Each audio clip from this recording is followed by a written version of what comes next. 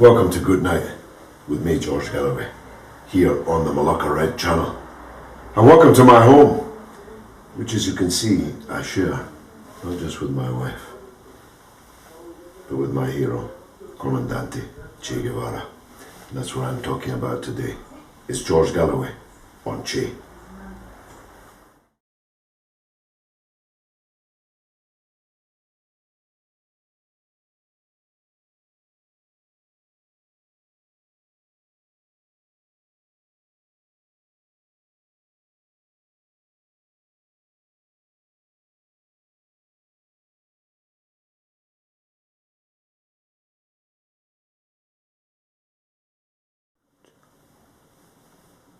Welcome to Good Night with me, George Galloway. I hope you're enjoying these podcasts.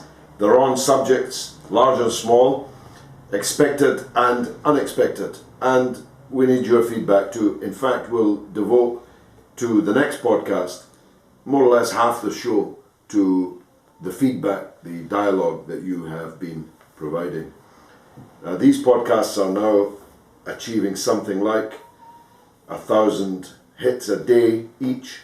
Which is a lot of business in the political television business by anybody's standards, and that indicates that whether or not people are agreeing with what I've got to say, they're at least interested in hearing what I've got to say. And I hope that that is because I have a reputation that I built up over nearly 40 years in politics, indeed a little more than 40 years in politics, of saying what I mean and meaning what I say. And I think that there's a market for that in today's degraded polity, at least in this country. Now, everybody has heroes.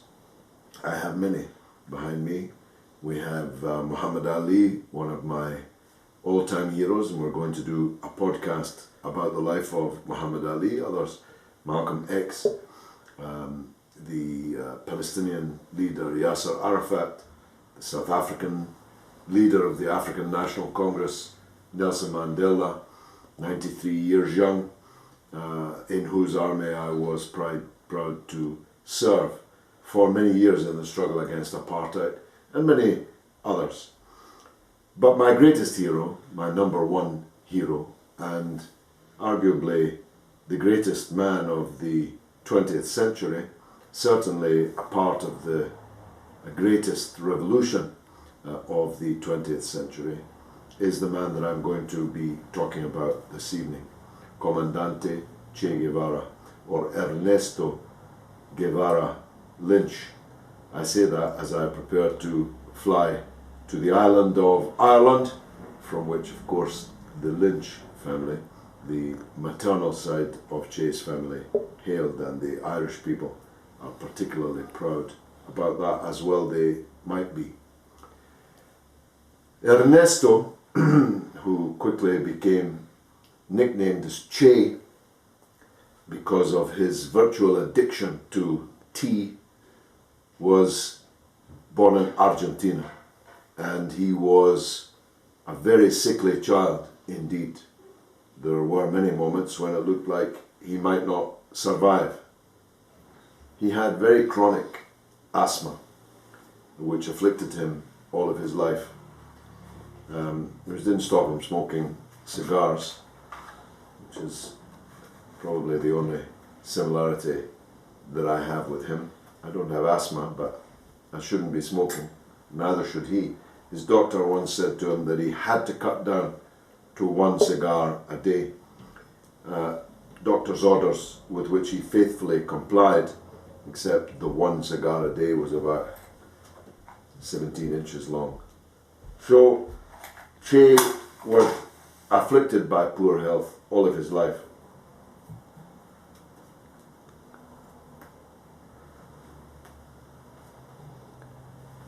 Which makes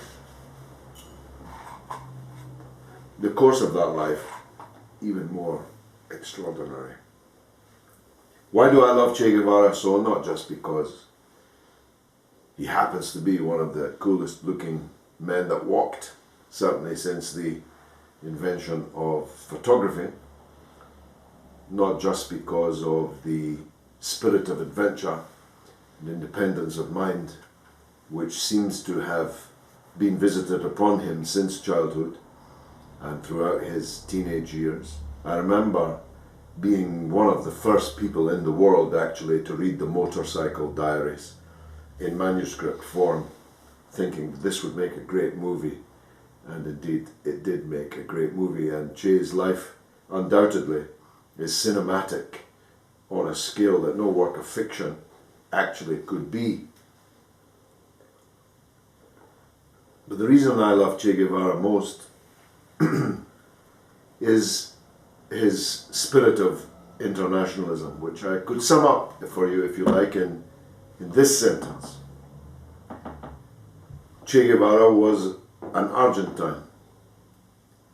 He was not a Cuban, but he risked his life many times in the battlefield in Cuba, trying to bring about the success of the Cuban Revolution, in which he was an important, indispensable part.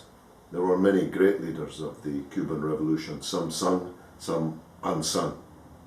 But the three most sung were the three most sung for the best of reasons.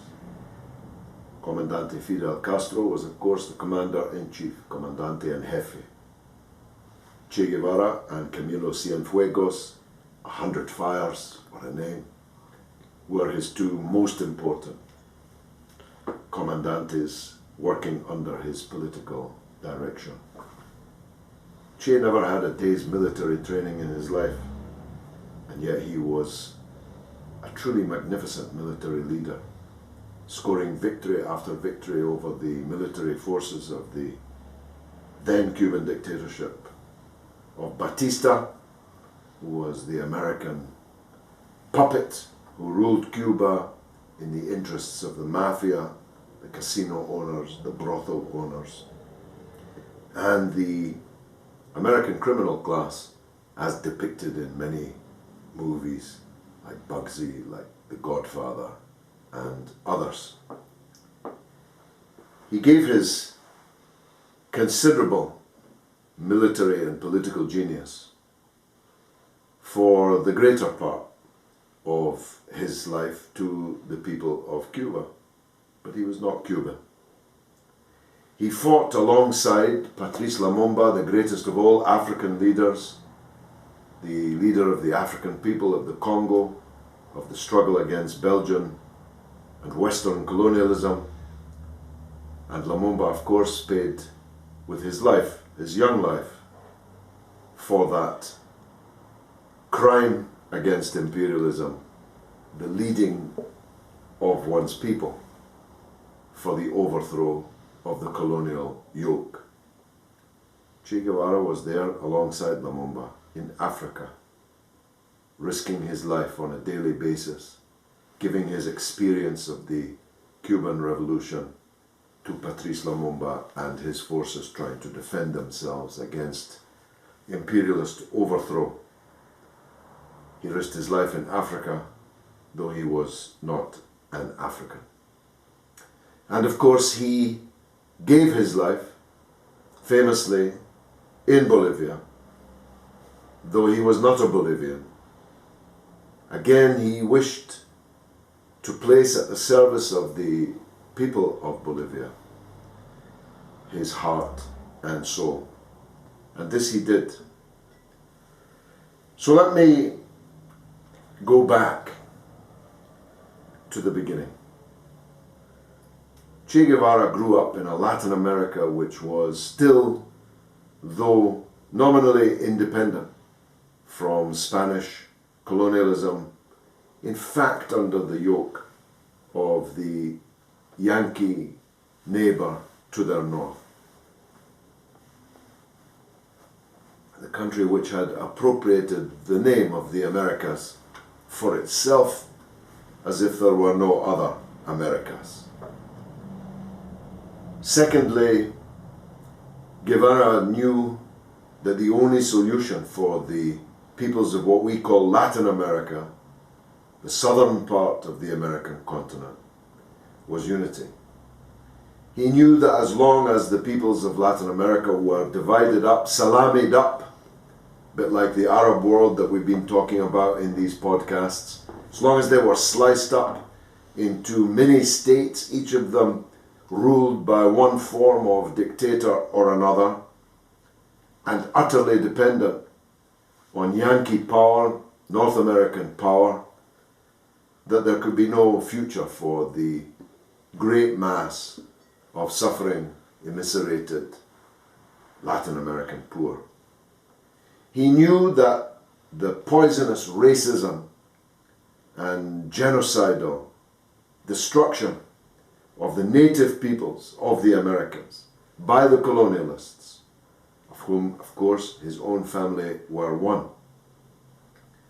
could never be undone, but that if it were to be arrested, and the culture and history and presence and importance of the native peoples of the Americas were to be recovered and defended and saved, could only be done on the basis of a revolutionary program, because he believed and he argued that racism, genocidal hatred of the Native Americans, was in the bones of this imperialist system.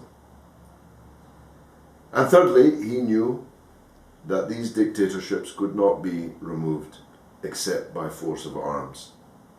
He knew that there was not much point in being a liberal Democrat in the Latin America of the 1950s. That anyone who challenged the oligarchy, the power of the small group of latifundists, of big landowners, and the nascent capital of places like Argentina, that unless that was challenged by force of arms, there would never be generated the revolutionary force capable of removing this oligarchy, of removing this scourge of Latin America. And on his motorcycle tour, as a teenager, he saw just how poor Latin America was. He had been fortunate to grow up, relatively speaking, in a lower middle class income household, surrounded by books and loving parents and siblings and an extended family, even though the family had had to move around Argentina much, looking for a climate in which Che could actually live and survive as a child, climbing high into the mountains, going wide across the great Argentine to find a place more conducive to his chronic breathing problems. But when he got on that motorcycle and went on that tour, he saw all around him the dark shadows of what colonialism had produced in Latin America, and he became determined to join its revolutionary overthrow. Che Guevara was a doctor, was a dentist. Not exactly the kind of profession that you would identify with arms. He had absolutely no military experience when, in Mexico, he hooked up with his lifelong comrade, Fidel Castro. He was taken on by Fidel for the then upcoming invasion by a very small group of revolutionaries indeed, to be the doctor to the expedition. But he ended up the second most important military commander in what was a victorious revolution. He grew very close to Fidel. He taught Fidel quite a lot about left-wing theory, about political science. Fidel was then much more of a man of action, a big basketball player of a man who was ready to get at the enemy and tear out its throat. Che Guevara provided ideological nuance to Fidel Castro's thinking, and he provided, of course, an internationalism which Fidel at that stage lacked, having very largely spent all of his time in his life in Cuba, some of it in Cuban jails. But Guevara was able to tell him what things were like in other parts of Latin America and what had happened to other previous anti-imperialist efforts. The efforts of Juan Perón in Argentina, the efforts of Arbenz in Guatemala and elsewhere, the overthrow of whom was personally witnessed on his motorcycle tour by Che Guevara. So it was a meeting made in heaven. It was a meeting of minds and souls of profound significance to the history of the world. And of course, as is famously known, maybe we'll deal with the Cuban Revolution in a subsequent podcast. The revolution was almost snuffed out upon its arrival in Cuba, and the martyrdom of most of the tiny group of guerrilla revolutionary fighters that Che and Fidel had brought with them. And those that survived had to make it somehow into the Sierra Maestra, into the mountains, to try to regroup and try to continue with their mission. And that's where the greatness of Che began to be demonstrated.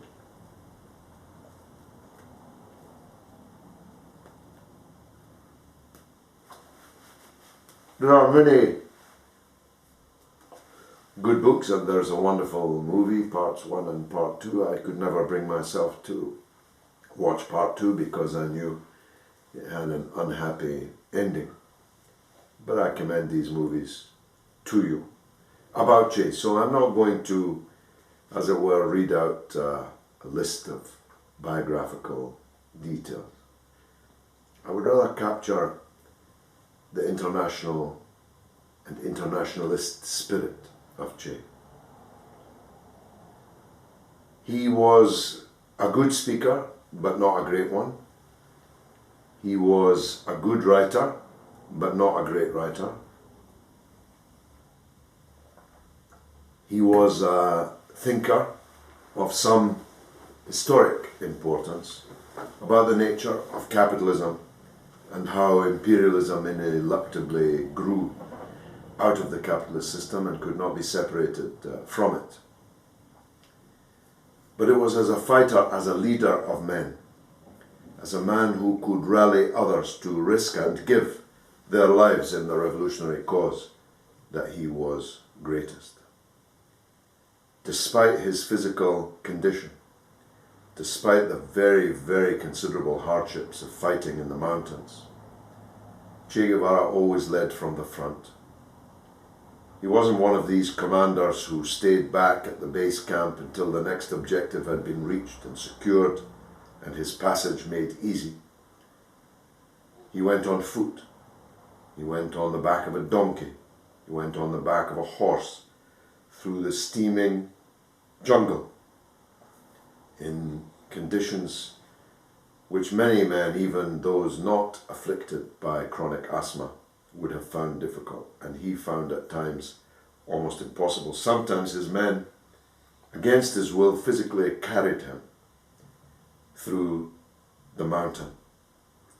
But they did so because they knew that he was not asking them to sacrifice. He was asking them to be ready to sacrifice themselves alongside him, not in front of him, but alongside him. And he was prominent in every battle, with his weapon in his hand, leading from the front. And in between encounters, he practiced justice amongst his men.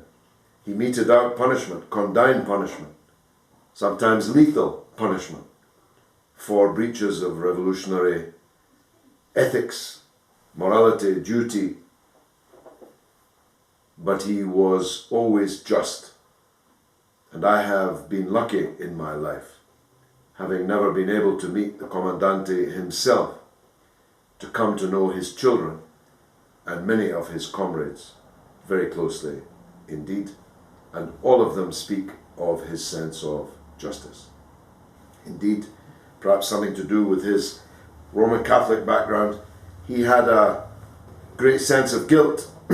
He was constantly ruminating over this decision or that he had made, constantly searching his soul, his conscience, as to whether this decision or that had been the right one, and if he had behaved justly in such and such a circumstance.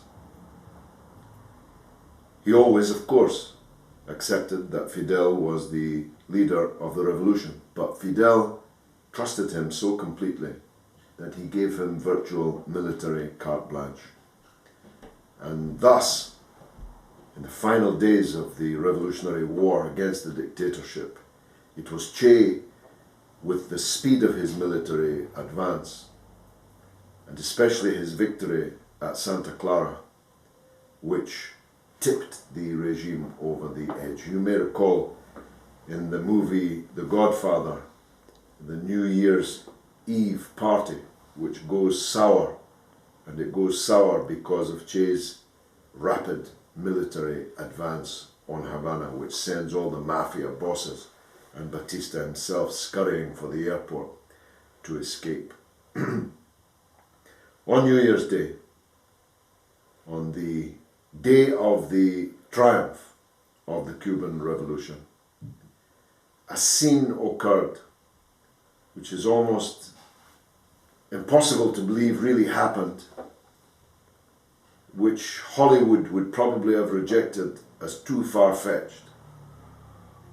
All the revolutionary columns, Fidel Castro, Camilo Cienfuegos, Ernesto Che Guevara, all converged in this huge captured military base outside Havana.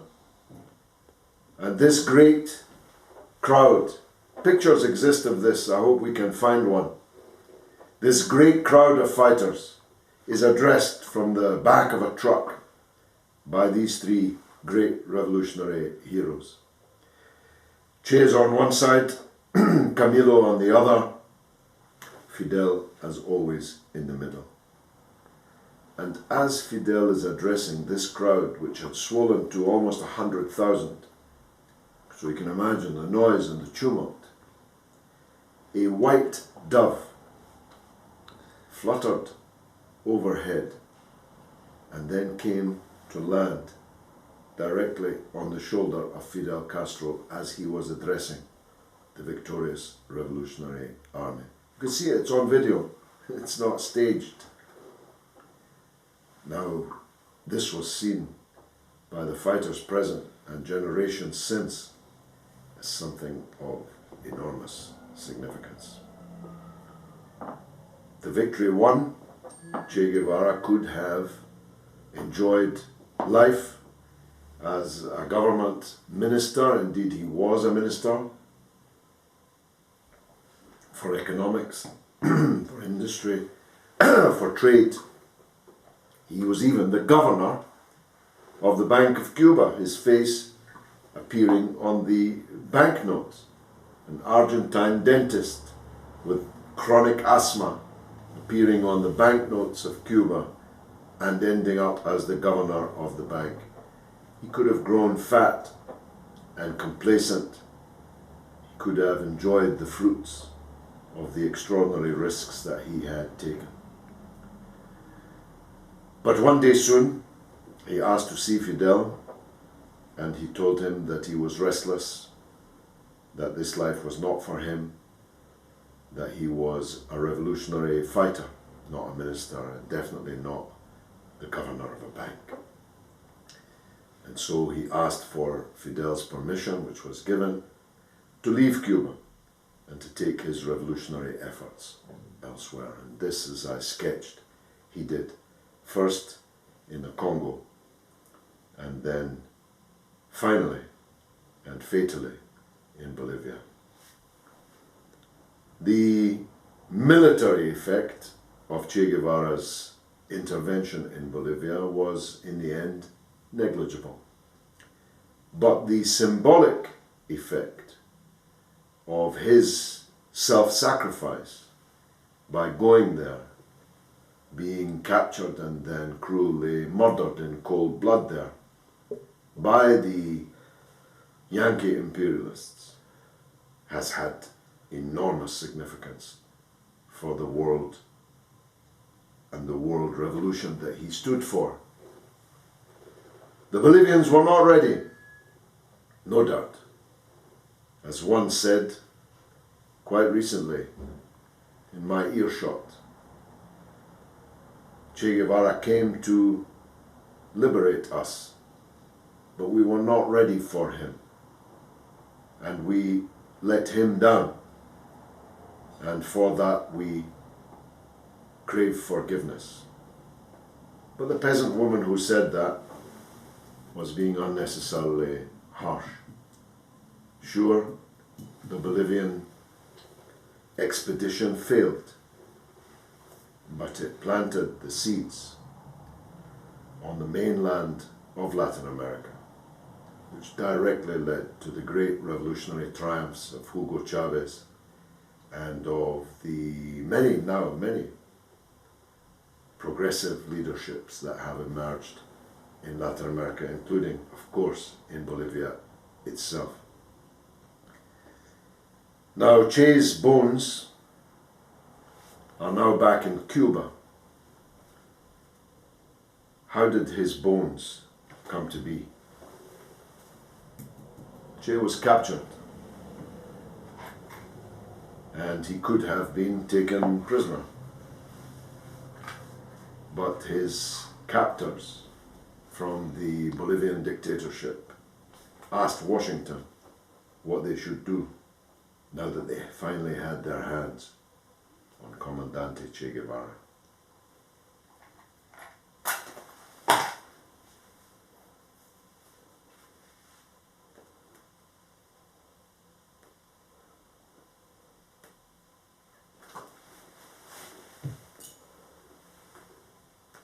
Washington was in no doubt.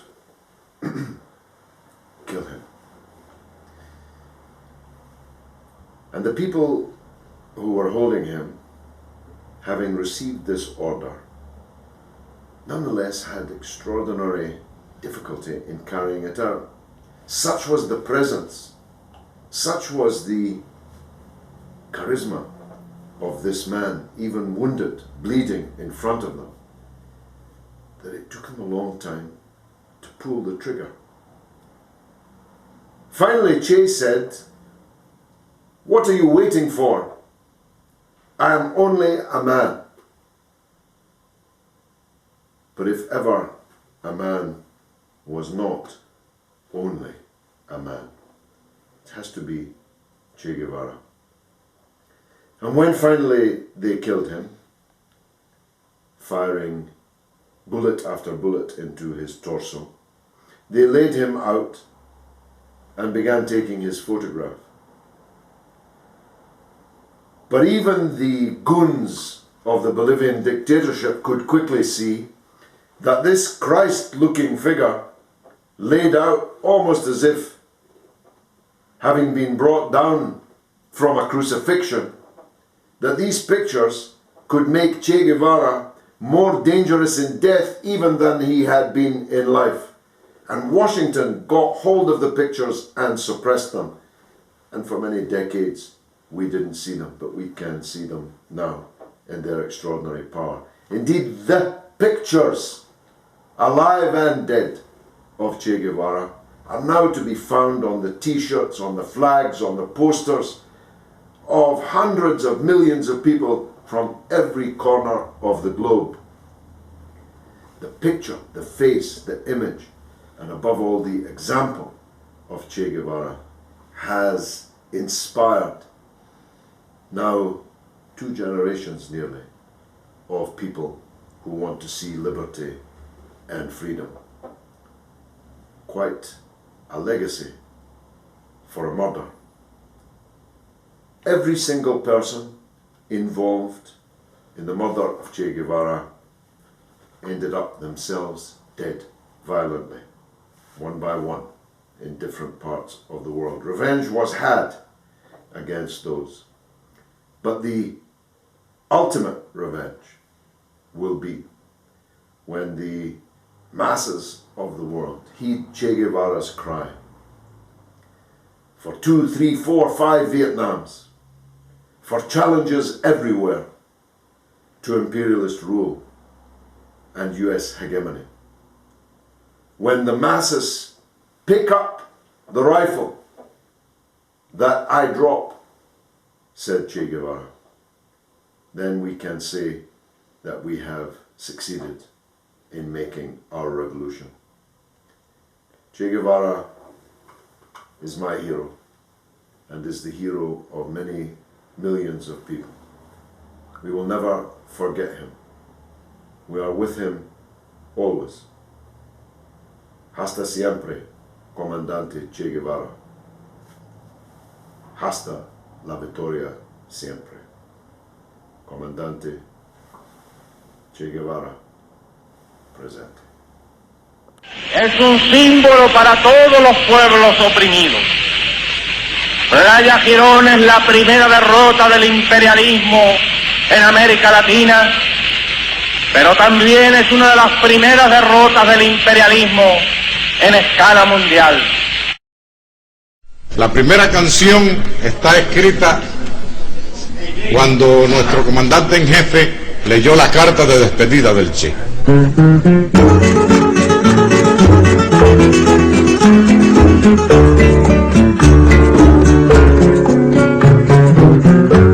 Aprendimos a quererte desde la histórica altura donde el sol de tu bravura le puso cerco a la muerte. Aquí se queda la clara de la entrañable transparencia de tu querida presencia, comandante Che Guevara.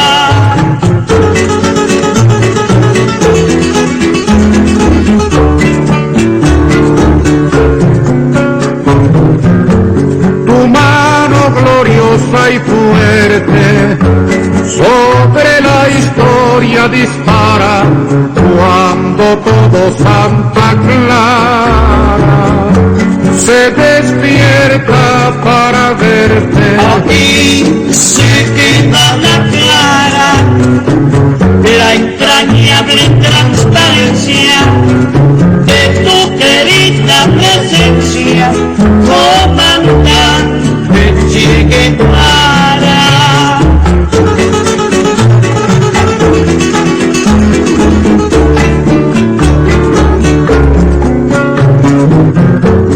Vienes quemando la brisa con soles de primavera para plantar la bandera con la luz de tu sonrisa. Aquí se queda la clara la entrañable transparencia de tu querida presencia, comandante Che Guevara.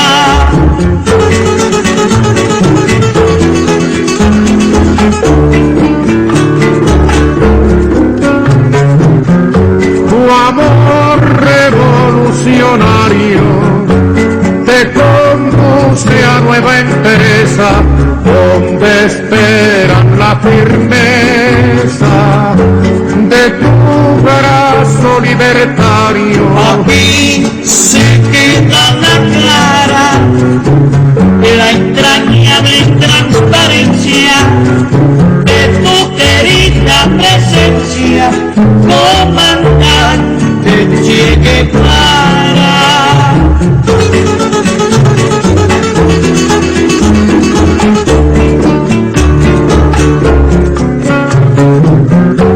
Seguiremos adelante, como junto a ti seguimos y con Fidel te decimos, hasta siempre, comandante. Aquí se